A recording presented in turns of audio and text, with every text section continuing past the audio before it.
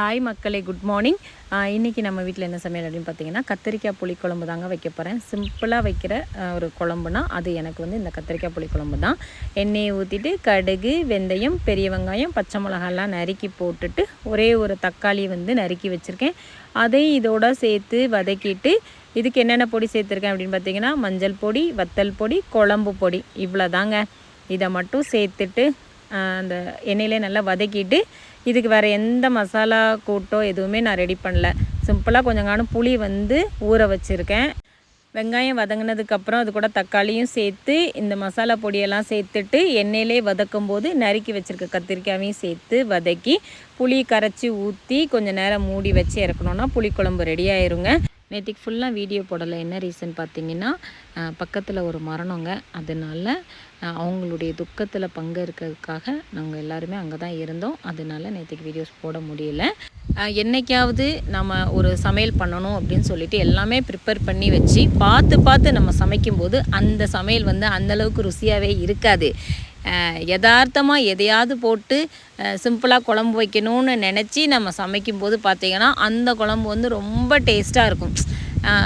ஒரு பொருளும் பார்த்து வாங்கி சமைக்கும்போது அந்தளவுக்கு இருக்காது. இருக்கிறத வச்சு நம்ம சமைக்கும்போது சமையல் வந்து சூப்பராக இருக்குங்க. அதே மாதிரி தான் இந்த கத்திரிக்காய் புளிக்குழம்பு இன்றைக்கி நான் வச்சது. காலையில் சும்மா வைப்பமே அப்படின்னு சொல்லிட்டு வச்சேன். அதில் லைட்டாக சீரகம், சின்ன சீரகத்தை வந்து பொடிச்சு போட்டிருக்கேங்க. அது மட்டும்தான் எக்ஸ்ட்ராவாக நான் சேர்த்தது.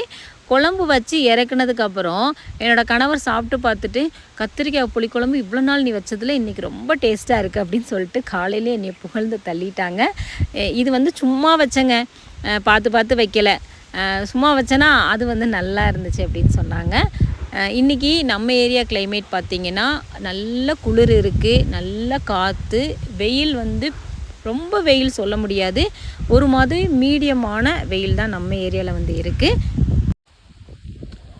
இன்றைக்கி எங்கே நின்று வீடியோஸ்க்கு வந்து வாய்ஸ் கொடுத்துட்ருக்கேன் அப்படின்னு பார்த்தீங்கன்னா இந்த ஸ்பாட்டில் நின்று தான் கொடுக்குறேன். அதோ அங்கே ஒரு பில்டிங் தெரியுதா, அங்கே தான் நாங்கள் மளிகை ஜாமான்லாம் வாங்குவோம். நம்ம வீடு வந்து மேலே இருக்குது, லைன்ஸ் தெரியுதா, அங்கே தான் நம்ம வீடு இருக்குது. இந்த இடத்துல வந்து தாங்க வாய்ஸ் கொடுத்துட்ருக்கேன். ஸோ மக்களே, நம்ம ஏரியா கிளைமேட் பார்த்துக்கோங்க, இப்படி தான் இருக்குது. இந்த வீடியோ பிடிச்சிருந்தா மறக்காமல் லைக் அண்ட் ஷேர் பண்ணுங்கள். உங்கள் எல்லாருக்குமே have a nice day. Thank you.